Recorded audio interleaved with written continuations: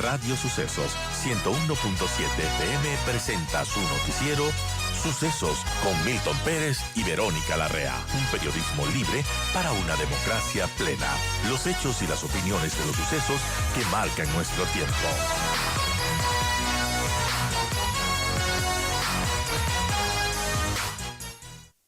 Se trata de Víctor Hugo Villacrés, él es el gerente del Metro de Quito. Bienvenido, Víctor Hugo, muy buenos días.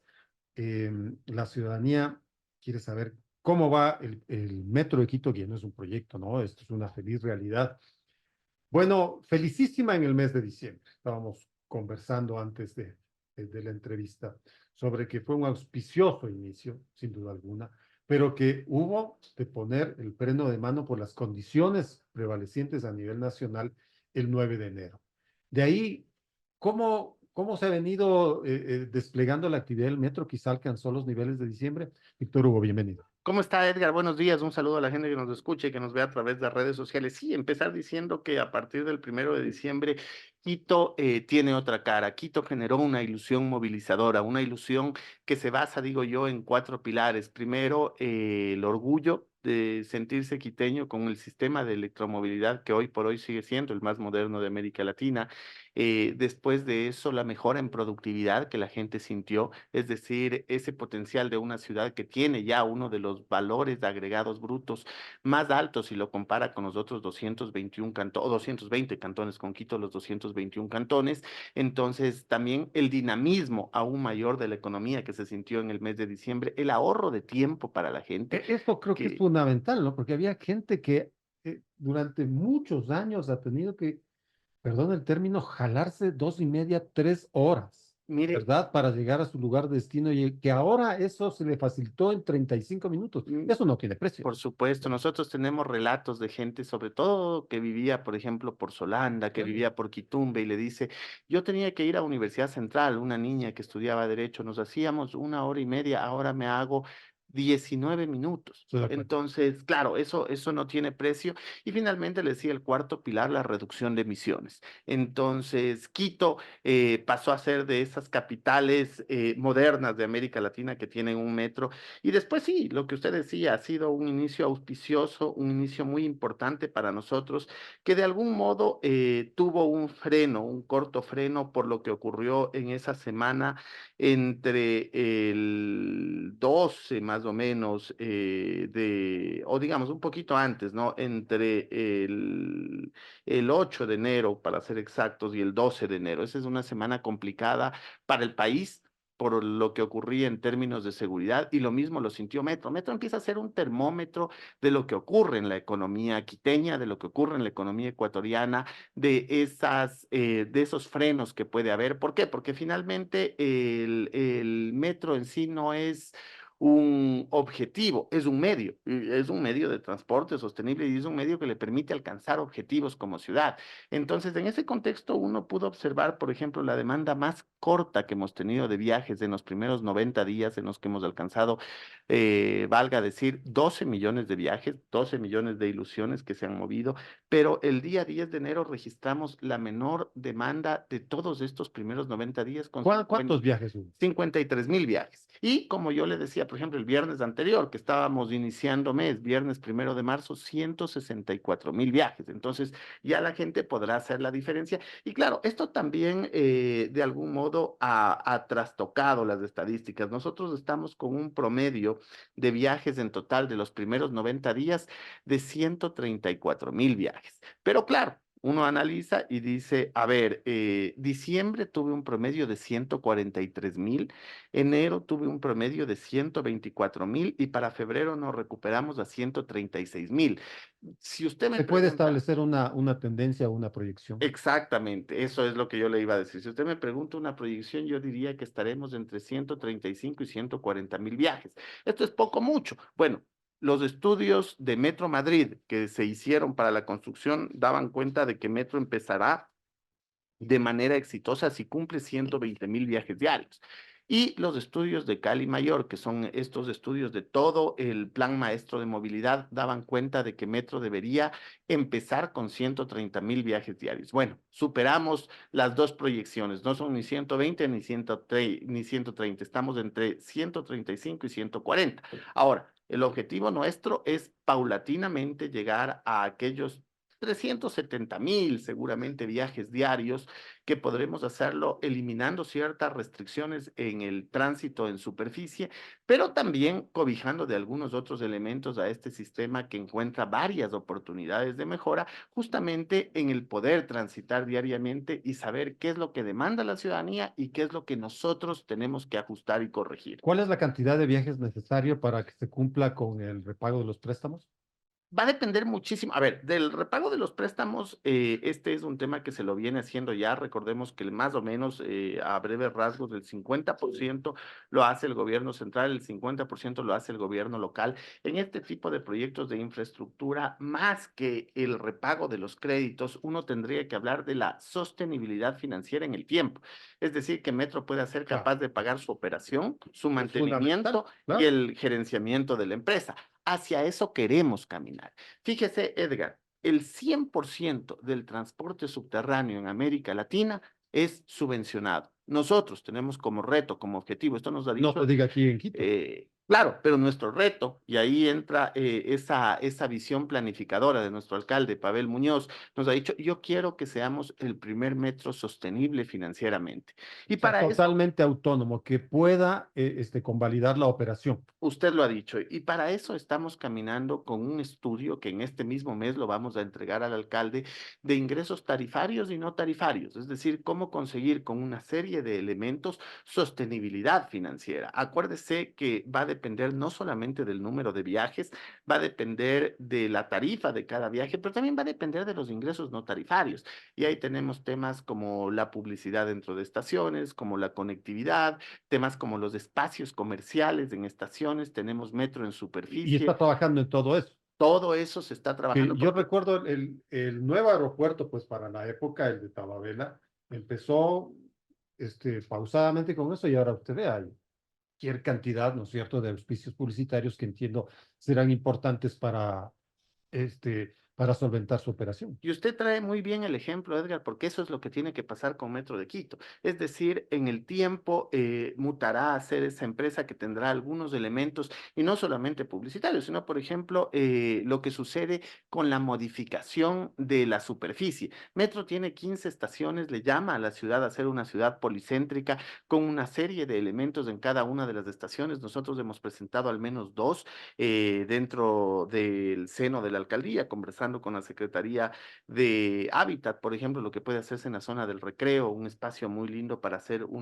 todo un proceso de operación urbana, al igual que en Labrador, pero existen al menos 8 estaciones donde eso puede funcionar. ¿De qué le hablo? Locales comerciales, oficinas, departamentos, lugares que conecten directamente a las bocatúneles, en donde ya no se necesite el famoso transporte privado, porque usted puede salir de su departamento y transportarse por el metro hacia el norte o hacia el sur. ¿Eso es posible? Sí lo es. ¿Lo tienen Veía, otras ciudades? Sí. veía un reportaje en este fin de semana sobre la creciente importancia de la estación San Francisco en el centro histórico. Quizá por ahí ya podrían empezar con las proyecciones del caso, ¿no? Porque como usted hacía referencia hace unos instantes, eh, la operación del metro en el mes de diciembre generó pues múltiples interacciones en el centro histórico que, perdone lo peyorativo, un poquito el término, pero sí andaba un poquito botado. Claro. Entonces, con el inicio del metro, la gente se volcó al centro histórico y hubo una dinamia en todas sus actividades, especialmente lo que tiene que ver, ¿no es cierto?, con las actividades de restaurantes. Por supuesto. Mire usted que aquí hay un tema muy importante dentro de las encuestas de Edgar. Dice, ¿cuál es la estadística promedio diaria de viajes por estación? Es decir, las 5 estaciones que más viajan. Eso está en el boletín del mes de febrero que ahora lo estamos distribuyendo. Quitumbe, Labrador, Iñaquito, San Francisco y Recreo. Esas son como las 5 estaciones de donde se produce un mayor número de viajes en enero. Para febrero, Quitumbe, Labrador, Iñaquito, pasa a estar San Francisco y Recreo. ¿Qué nos quiere decir esto? Que en efecto se comprueba lo que usted acaba de comentar. El Quito volvió a tener un centro histórico activo, un centro histórico para el que el alcalde nos ha pedido a todas las entidades municipales que generemos un proyecto que se lanzará, entiendo yo, en el verano, que será Volviendo al Centro. Y Volviendo al Centro es una interacción entre el sector público y el sector privado, para a través de nuevos puntos de diversión, más allá de los que ya tiene la ciudad, pero nuevos atractivos turísticos, nuevos centros de alimentación, de consumo, pero también generar estas visitas guiadas con mucha más profundidad, lo que tenemos con Quito Eterno, hacia las iglesias y demás, para que la gente pueda disfrutar de este centro histórico. Para mí, créame que es motivo de mucho orgullo. Por ejemplo, el último fin de semana tuve la suerte de visitar el centro histórico y uno lo ve pues con una En el dinámica metro, ¿no? diferente, exacto, por supuesto, y es una dinámica diferente a la que tenía si usted se va hacia el mes de noviembre. Quito cambió.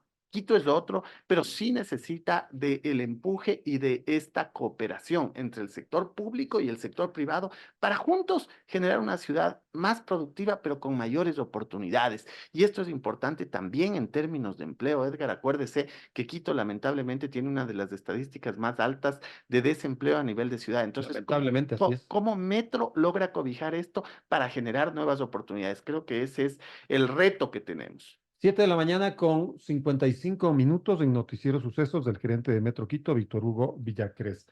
Usted habla de una proyección de 145,000 viajes, ¿no es cierto? Ahora, eh, ¿cuántos más serían si es que el transporte de superficie tuviese un rediseño? De eso estamos hablando desde hace unos 5 años. Pero si tuviese un rediseño de tal manera que sus itinerarios y sus paradas trabajen en función de proveer más personas hacia el metro de Quito. Este Esto es no depende de metro, sin duda. Pero esto es Pero ¿cuál una, sería su aspiración? exacto, esta es una pregunta bien interesante, Edgar, porque como bien usted dice, empezamos a conversarla hace 5 años, debimos haberlo hecho hace 10 por lo menos, es Así decir, desde que hubo la idea de construir una columna vertebral como metro, debimos haber construido las vértebras, porque si uno hace el símil con el cuerpo humano, está la columna que nos permite estar de pie, pero están las vértebras que nos generan sostenibilidad. Entonces, lo mismo ocurre a través de un sistema de movilidad. Necesitamos que además de la columna vertebral existan todos estos complementos que se den, sobre todo Oriente-Occidente. Quito, si bien es cierto, es una ciudad muy larga, estamos hablando, no sé, de alrededor de 42 kilómetros de largo por 6, 7 kilómetros de ancho, necesitamos esa complementariedad. Hasta ahora, económicamente hablando, estamos siendo servicios sustitutos, es decir, mucho de la parte de la cobertura de servicio que ha generado Metro actualmente se encuentra cubierto también por servicio en superficie, sea buses privados, Claro. buses públicos de administración privada o sea los BRTs. ¿Cuál es el objetivo? El objetivo es ser complementarios y yo creo que la Secretaría de Movilidad lo tiene muy claro. O sea, tiene en la mira cuál es el objetivo una vez que funciona Metro. Ahí habían ciertas restricciones que se han ido, digamos, de algún modo despejando en el camino.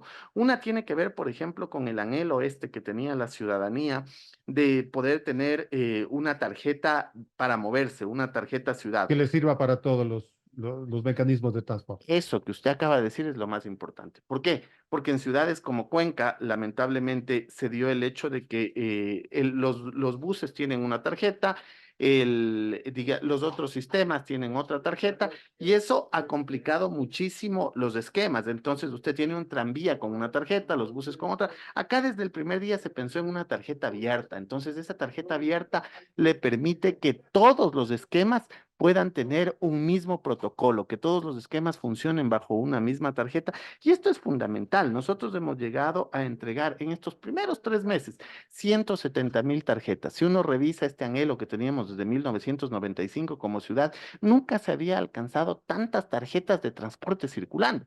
Este es un elemento que ya nos ayuda a desbloquear una de las restricciones, que era tener un sistema que tenga un solo mecanismo de pago. Pero adicionalmente a eso viene la reorientación de rutas y de frecuencias. Y aquí este es un tema en el cual se está trabajando con los buses públicos de administración privada, también con los BRTs. ¿Qué nos interesa aquí? ¿Ser sustitutos o complementarios? Seguramente como servicio, ser complementarios, porque en el caso de los sustitutos perdemos todos. Fíjese, cuando uno ve Yo no sé cuán complementario puede hacer con el trolebús que tiene la misma ruta del metro, ¿no? que Casi ahí la misma que ruta. ahí son temas que los vamos a tener que trabajar, pero claro, uno dice, Fíjese, al momento cuando uno le Y es que pregunta, el trolebús está en la obligación de servir al metro. por supuesto, y cuando uno le pregunta a la gente en la encuesta que se hace mes a mes, ¿qué transporte usted utilizaba antes? El 75%, más de 7 de cada 10 viajeros nuestros provienen del trolebús, del bus público de administración privada o de la ecovía. ¿Qué quiere decir esto? Que aquí estamos sustituyendo, es decir, es un servicio que podría llegar a canibalizarse si es que no hacemos lo contrario. Entonces, claro, el secretario ya con esa visión que tiene nuestro alcalde, pues ha dicho, a ver, aquí necesitamos ser complementarios y se trabaja arduamente ya. Existió una primera prueba piloto en el mes de febrero. No sé si usted la notó, Edgar, en la calle Tarqui se estableció una nueva parada de buses de los que llegan del Valle para que puedan conectar con el metro a nivel de la estación elegido. ¿Y cómo le fue con eso? Todavía las cifras no nos permiten verificar si en efecto hubo una Pero modificación es en que eso la cantidad de respondía a un clamor, pues. O pasajeros. sea, la gente del Exactamente, Valle necesitaba mecanismos para utilizar el metro. exactamente. O Entonces, sea, usar la funcionalidad y este beneficio en tiempo. claro, yo lo que quiero decir es que ahí hay un servicio que está empezando en superficie y que tendrá que ajustarse más para que se produzca esta complementariedad Oriente-Occidente. No quisiera dejar de mencionar en esa misma pregunta de la encuesta que en enero el 17% nos decía que antes usaba vehículo propio y que para febrero eso está en el 15%, dentro de lo que se considera el margen de error. Pero ¿qué implica esto? Y esta es tal vez la estadística más importante, que entre 8 y 11 mil vehículos se están quedando diariamente en sus casas. Interesante. Claro, vehículos que antes circulaban, generaban contaminación, tráfico que nos incomodaban, ahora se están quedando. ¿Por qué se están quedando? Porque tienen un transporte seguro, cómodo, rápido, que creo que son características fundamentales cuando uno habla de transporte público. Volvamos sobre el tema de los tickets. ¿Cómo le fue con la cuenta ciudad, que se promocionó muchísimo previa a la entrada en operación del metro? ¿O Nosotros es que la gente está haciendo esta compra del viaje único? Nosotros tenemos al momento 468.000 cuentas ciudad abiertas. Es una cifra importante. De todos modos, nosotros podemos decir que de esas, por ejemplo, dato interesante, el 80% paga tarifa estándar. Es decir, tarifa regular, tarifa diferenciada, paga alrededor del 15% y tenemos 2-3% que paga tarifa preferencial. Pero claro, un tema que es importante, ¿cómo están las validaciones? Y de las validaciones yo puedo decirle que entre semana, más o menos estamos alcanzando un 50-50, es decir, que el 50% de las validaciones de ingresos se están haciendo con medios electrónicos, sea la cédula de ciudadanía, que vale la pena decir, somos la primera ciudad en el mundo que utiliza el DNI o el Documento Nacional de Identificación para ingreso al transporte público, sea con cédula, con tarjeta ciudad o con mecanismos electrónicos a través de teléfono móvil y aplicativos que tenemos para todo tipo de teléfono aplicativos. Y el otro 50% todavía lo hace en taquilla. Eso eventualmente genera ciertas filas, sobre todo en horas pico en las estaciones que tienen mayor afluencia. Conversábamos cuáles son y la ciudadanía lo podrá notar. Quitumbe, Labrador, Iñaquito, San Francisco y Recreo. En esas estaciones generalmente en hora pico está existiendo mayor demanda. Sea Labrador, sábado, en la mañana, está complicando el tráfico de la zona. Por supuesto. Y yo le digo, Quitumbe, Labrador, Iñaquito, San Francisco y Recreo están con ese problema. Ahora, ¿cuál es el llamado? Y aquí vale la pena a través de los medios ayudarnos. El llamado es a que la ciudadanía saque su tarjeta ciudad, que está disponible de lunes a viernes, desde las 8 de la mañana hasta las 20 horas en cualquiera de las estaciones. Usted entrega $3 que le sirven como recarga. No es el costo, porque la tarjeta es gratis, si se quiere ver así.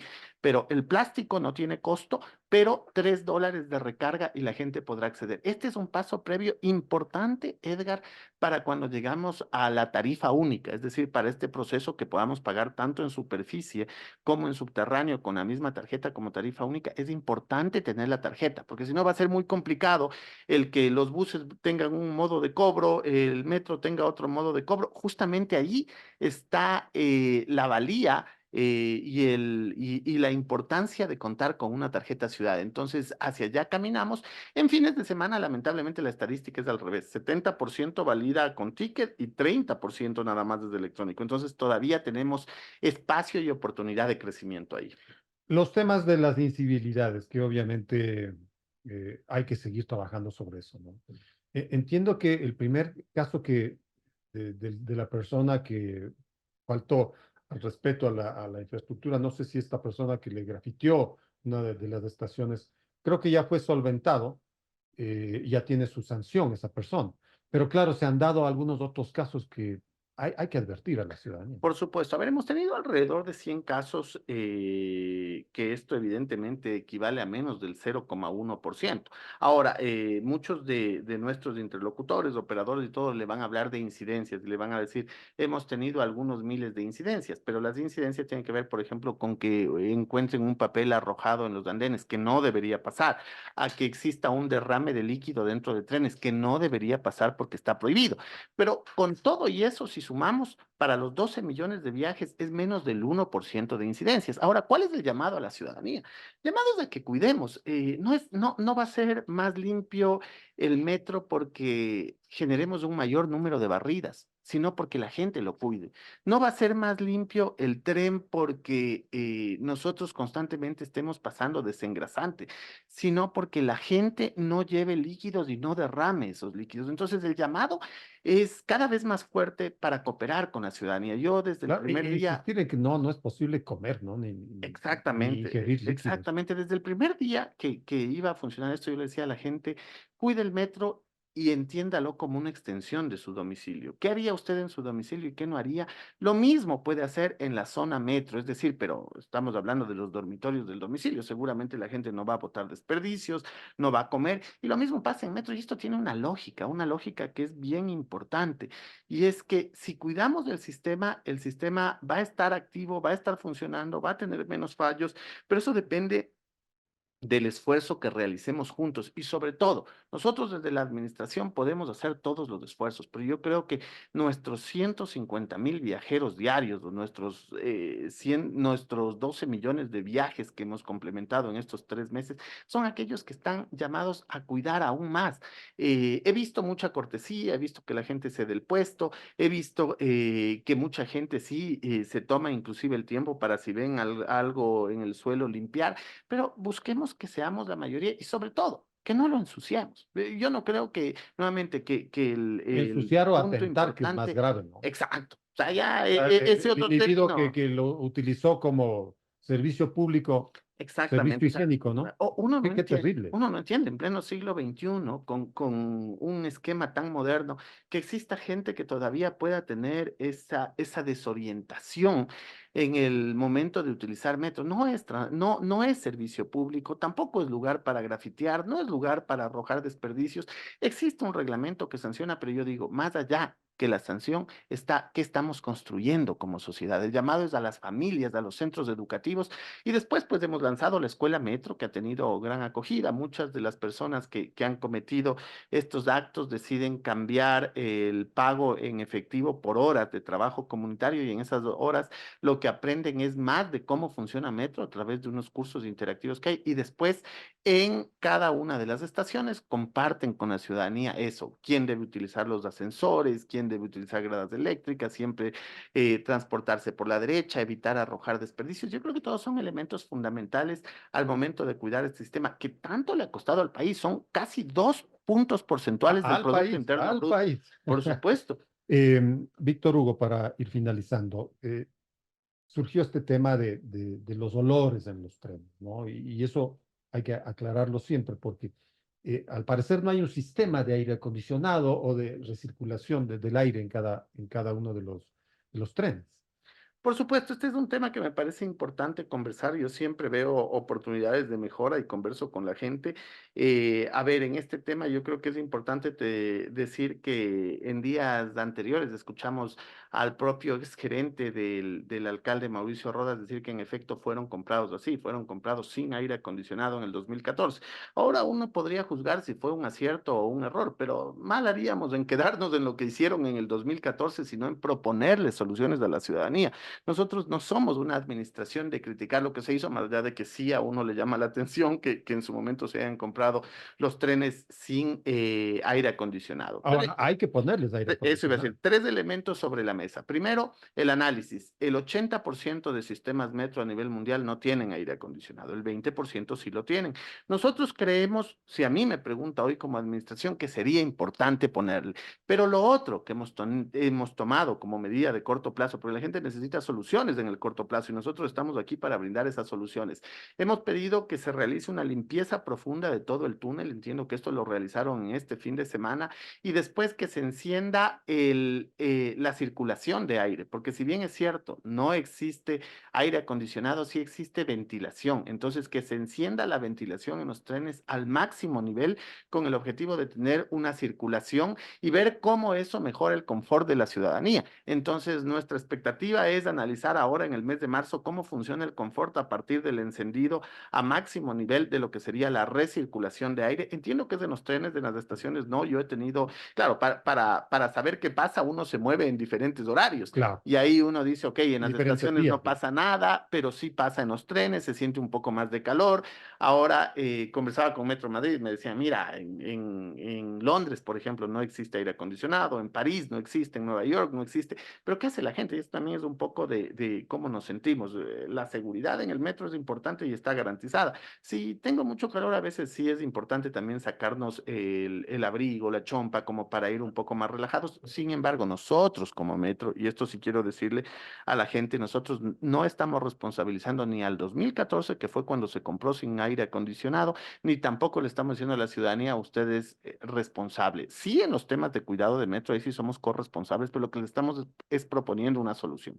Solución de corto plazo, ordenamos ya la limpieza profunda de todo el túnel el fin de semana. Además de eso, generaremos todo el sistema de ventilación al máximo de capacidad con el objetivo de que la gente pueda sentir una circulación de aire.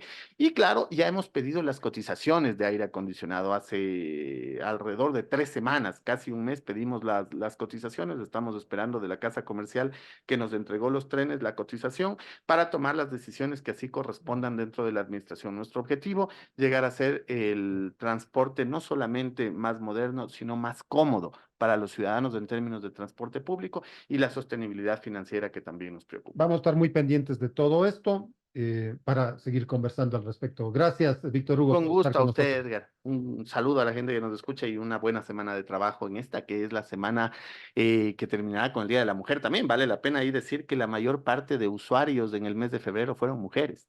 Bueno, Dejo que el siga dato siendo ahí. así, pues en el mes de marzo. Exactamente. Estuvo con nosotros el gerente de Metro de Quito, Víctor Hugo Villacrés.